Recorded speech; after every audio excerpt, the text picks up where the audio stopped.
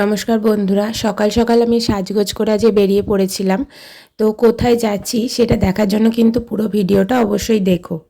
আমি এসে গেছিলাম আমার নিয়ারেস্ট যে স্টেশন কর্ণগড়ে।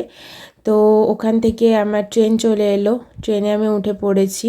আহ, এত সকাল ছিল যে পুরো ট্রেনটা বলতে গেলে ফাঁকাই ছিল প্রায়। আর তোমাদের আমি দেখাচ্ছি, দেখো হয়তো এক দুজন ছিল। আর এরপর আমি আস্তে আস্তে চলে এলাম, আমি নামবো শ্রীরামপুর, তাই আমি দরজার সামনে একটু দাঁড়িয়ে পড়েছিলাম। স্টেশন থেকে নেমে আমি চলে গেছিলাম ফেরিঘাটের দিকে। আমি যাচ্ছিলাম গঙ্গার ওপারে, মানে ব্যারাকপুরের দিকে। তো গঙ্গাতে খুব সুন্দর একটা হাওয়া দিচ্ছিল, আর সকাল সকাল সবাই উঠেও পড়েছিল, সব বাইক সাইকেল নিয়ে।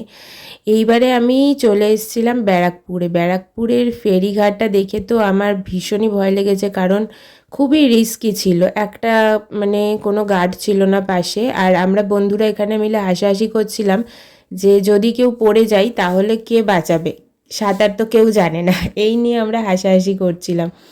তো এইভাবেই আমরা ভয়ে ভয়ে চলে গেলাম রাস্তার দিকে। তো ওখান থেকে আমি যাচ্ছিলাম আমার অফিসের একটা কাজের জন্যই। সব বন্ধুরা মিলে আমরা টোটো ধরে ফেলেছিলাম, ধরে আমরা যাচ্ছিলাম ব্যারাকপুর স্টেশনের দিকে। রাস্তাটা খুব সুন্দর ছিল, আর সকালবেলার দিকটা একটু ফাঁকা ফাঁকা ছিল বলে আরও ভালো লাগছিল।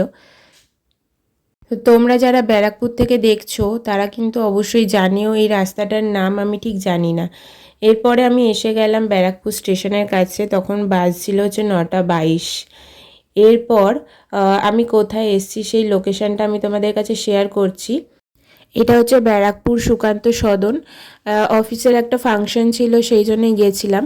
তো এইখানেই আমরা এসেছিলাম সকাল সকাল।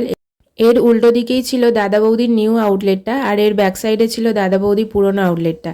তো আমি তোমাদের সাথে কিছুদিন আগে শেয়ার করেছিলাম সেটা, যে দাদা বৌদির আউটলেটটাতে কত ভিড় ছিল। এবার আমরা ভেতরে ঢুকে গেলাম, গ্রিন রুমে ছিলাম, একটু সাজগোজ করে নিলাম।